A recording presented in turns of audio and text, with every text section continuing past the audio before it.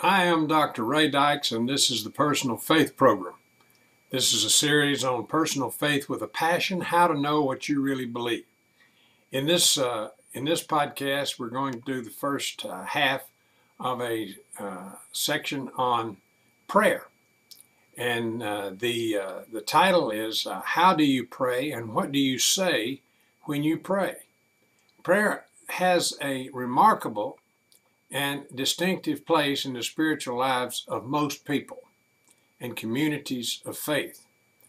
Prayer may be among the most personal and at the same time the most confused aspects of your relationship with God.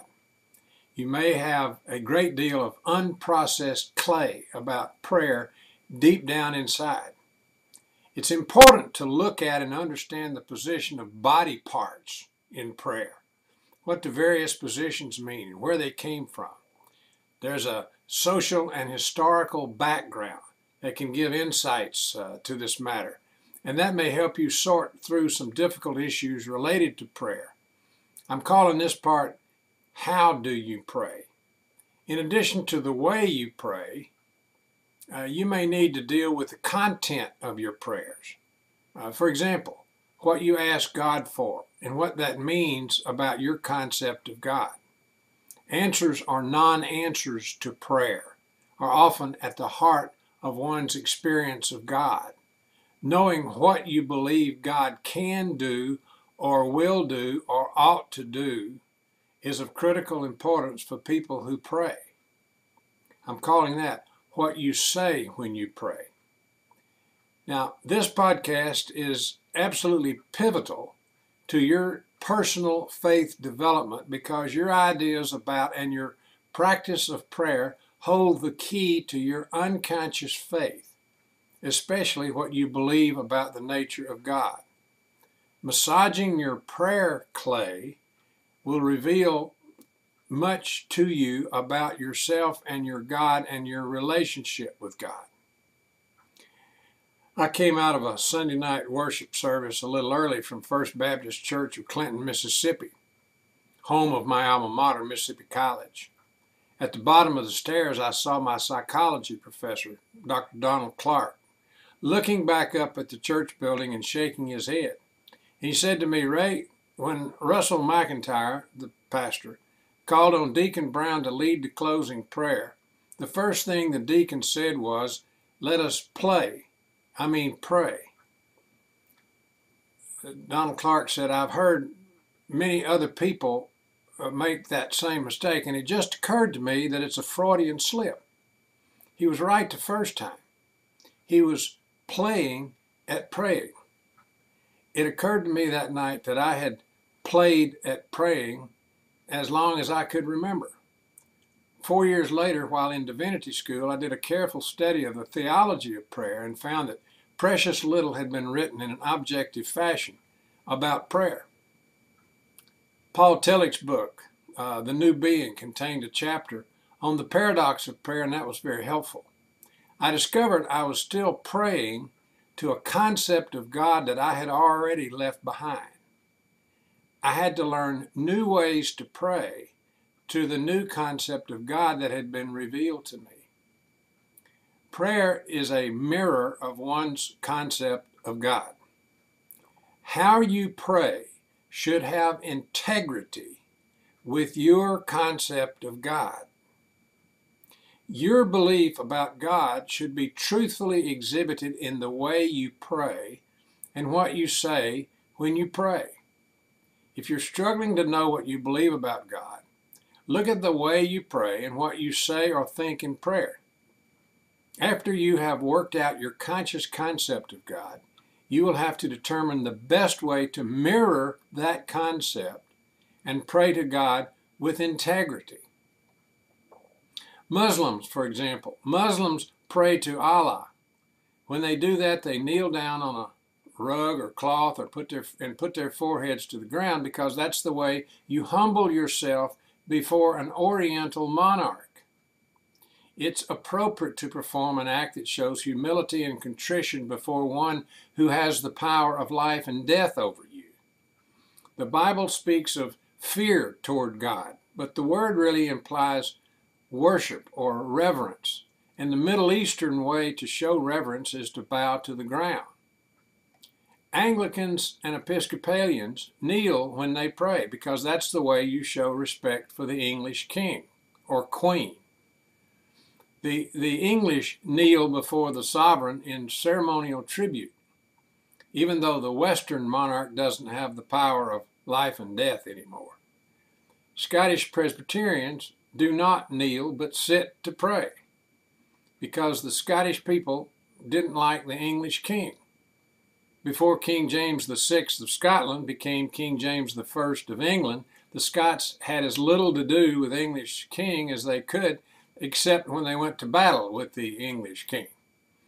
After the royal Stuart family lost control of the English throne, the same sentiment prevailed. Story. Two little Scottish boys, one was Episcopalian, one was Church of Scotland, Presbyterian. The Scots referred to Episcopalians as piskies.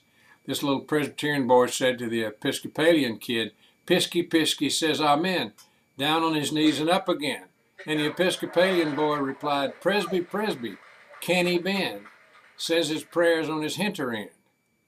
Well, forms of prayer have historical reasons. Holding your open hands against one another is an accepted custom of prayer because the word prayer comes from the French word prière, which means to beg. And if you hold your hands together, the next move is to bring them down in front of you and open them slightly on the top side to receive something. You bow your head and close your eyes when you pray, primarily because that's the custom. That's what you do in deference to the monarch. To the extent you see God as a king, that's appropriate. If, however, you don't see God as a king, you don't have to do that. A lot of people say they close their eyes when they pray because they can concentrate better. That's just fine. But if you concentrate better with your eyes open, then pray with your eyes open. Most of what you do when you pray is cultural and historical, not theological. But what about the words of prayer? What you say when you pray? Well, let's talk about several categories of prayer. What does it mean about your concept of God when, while praying, you ask God to do things for you and give things to you? This is a prayer of petition. What if those things are material things like cars, houses, jobs, or people like spouses? What if you ask God to do things for you and give things to you of a material nature? What does that mean about your concept of God? Is God like Santa Claus? Does God play favorites? If that's what you believe, the first step is to recognize your belief. The second step is to admit that God is like Santa Claus, fulfilling your wish list. God plays favorites and gives you things that God doesn't give to others. The third step is to decide whether you want to keep or change this concept of God. The fourth step is to work toward making the content of your prayers reflect your personal faith. What if you ask God to do things for you and give things to you that aren't material? Then you believe that God is the source of those great intangible gifts that you need. So you're asking for them.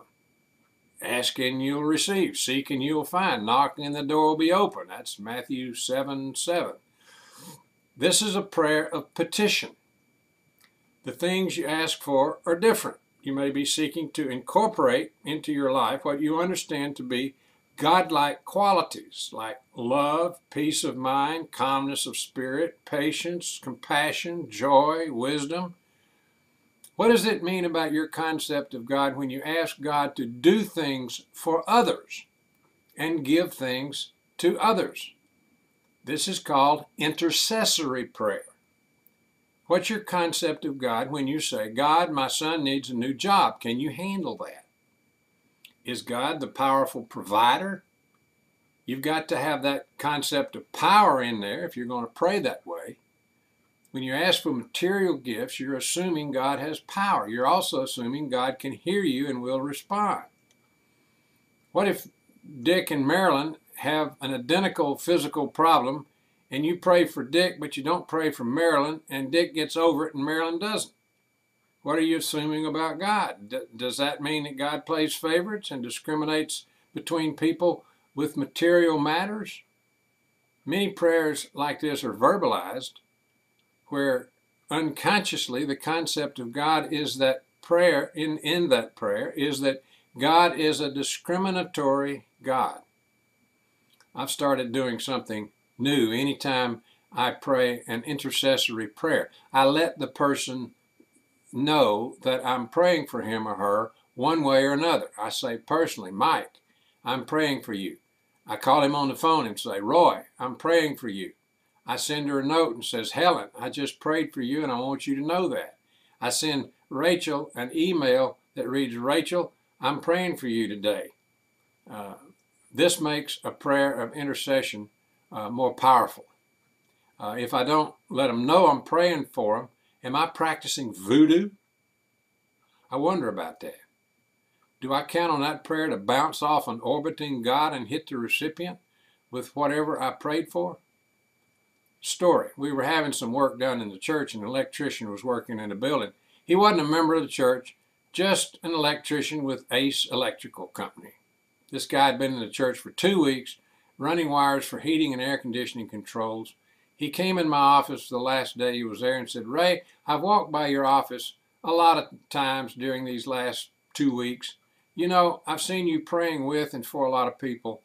A lot of the members of your congregation have come and I've seen you take them by the hand, but I haven't seen anybody come in here and pray for you. And he said, would you come over on this side of the desk, please, and sit down and let me pray for you? I came over and sat in the chair, and the guy took my hand and prayed for me, and that was the first time in 20 years in the ministry that anybody had ever come into my office and taken my hand and prayed for me. And I felt the presence of God in that electrician's prayer and care for me. I told that story in a sermon shortly after it happened, and a woman, a member of the church named Florence Little, came into my office every week for the rest of her life and prayed for me. She did that until she died. If you're a church person, have you ever gone into your pastor's office and taken his or her hand and prayed for him or her? And we'll stop this piece on prayer there and pick it up in the next podcast. See you then.